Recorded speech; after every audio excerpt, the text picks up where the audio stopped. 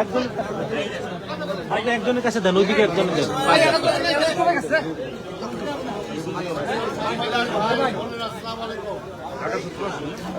মাসুদ ভাই, মাসুদ ভাই এগুলো নেন তো, ওই দুইটা নেন।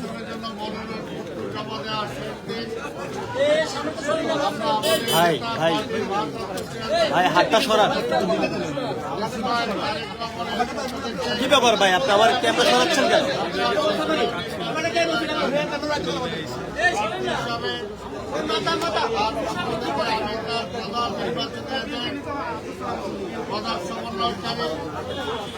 আমার সাথে আমাদের সহকারী সমন্বয়কারী আমাদের ঢাকা মহানগর উত্তরের সংগ্রামী আহ্বায়ক আমিনুল হক, আমরা 5 জন এখানে এসেছি আজকে ওনার পক্ষ থেকে মনোনয়নপত্র জমা দিতে।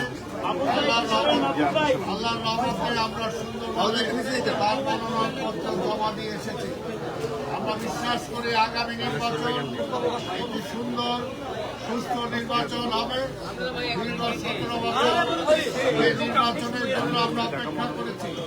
দীর্ঘ 17 বছর আমাদের যে নেতাকে তারা প্রবাস জীবনে বাধ্য করেছিল, আজকে আল্লাহর রহমতে জনগণের দোয়ায় তিনি দেশে ফিরে এসেছেন। আমরা দেশবাসীকে, ঢাকা নগরবাসীকে ধন্যবাদ জানাই যে তিনি ফিরে আসার দিন যেভাবে ঢাকা নগরের সকল জনগণ ঐক্যবদ্ধভাবে তাকে স্বাগত জানিয়েছে, তাকে বরণ করে নিয়েছে, ঠিক তেমনিভাবে আগামী 12 তারিখ ফেব্রুয়ারি যে নির্বাচন, সেই নির্বাচনেও ঢাকার 17 এলাকার জনগণ স্বতঃস্ফূর্তভাবে আমাদের নেতার পক্ষে ভোট দিবে, আমরা এটা আশা করি ইনশাআল্লাহ। সবেত বন্ধুগণ, আমরা চাই দেশের জনগণ দীর্ঘদিন ধরে অপেক্ষা করছে একটি ভোটের জন্য, এবং নতুন প্রজন্ম গত 3টি ভোট দিতে পারে নাই। তাই আজকে নতুন প্রজন্মের সকল ভোট ধানের শীষের পক্ষে হোক, আমরা সবাই আশা করি। আমরা আশা করি নতুন প্রজন্মের সবাই নতুন করে জোট বেঁধে ধানের শীষের পক্ষে ভোট দিবে। আজকে এখনো নির্বাচন বা দেশ সম্পর্কে অনেক ষড়যন্ত্র চলছে। সকল ষড়যন্ত্রকে ভেদ করে আমরা বিশ্বাস করি যে একমাত্র বাংলাদেশ জাতীয়তাবাদী দল আছে যারা এই দেশের সকল জনগণের পক্ষে কথা বলবে, সকল জাতির পক্ষে কথা বলবে, সকল ধর্ম বর্ণের পক্ষে কথা বলার একমাত্র দল হল বাংলাদেশ জাতীয়তাবাদী দল। পুরুষের পক্ষে, মহিলার পক্ষে কথা বলার জন্য দল হল বাংলাদেশ জাতীয়তাবাদী দল। তাই আগামী নির্বাচনে ঢাকা 17-এর সকল জনগণকে আমরা উদ্যত আহ্বান জানাবো, অনুরোধ করব দেশে গণতন্ত্রকে ফিরে আনার জন্য, দেশে একটি স্থিতিশীল পার্লামেন্টের ডেমোক্রেসি ফিরে পাওয়ার জন্য, দেশকে উন্নয়নের ধারে নিয়ে যাওয়ার জন্য আগামী দিনে তারা দেশনায়ক তারেক রহমানের পক্ষে ঢাকা 17 ধানের শীষে ভোট দিয়ে তাকে বিপুল ভোটে নির্বাচিত করবে। নির্বাচনের মধ্য দিয়ে আগামী নির্বাচনের মধ্য দিয়ে তিনি সংসদ নেতা হিসাবে অবশ্যই তিনি শপথ গ্রহণ করবেন, সরকার প্রধান হিসাবে তিনি দায়িত্ব পালন করবেন।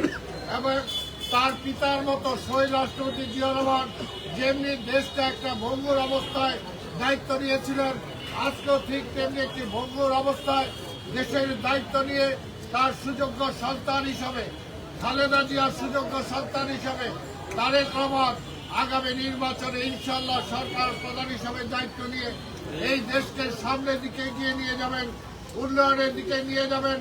অর্থনৈতিক যে আজকে সমস্যা, এই অর্থনৈতিক সমস্যার সমাধান করবেন, রাজনৈতিক সমস্যার সমাধান করবেন, আন্তর্জাতিক সমস্যার সমাধানের লক্ষ্যে তিনি কাজ করবেন। আপনারা সবাই তার জন্য দোয়া করবেন, এই আশা পোষণ করে আপনাদের সবাইকে ধন্যবাদ দিয়ে আমার বক্তব্য শেষ করছি এবং আপনাদের সবাই দোয়া চাচ্ছি।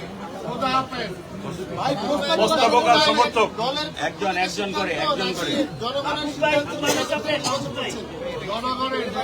জনগণ চেয়েছে যদি এই নির্বাচনী এলাকা থেকে নির্বাচন করো, সেই কারণে দল তাকে মনোনয়ন দিয়েছে এবং তিনি আজকে নির্বাচন করছেন।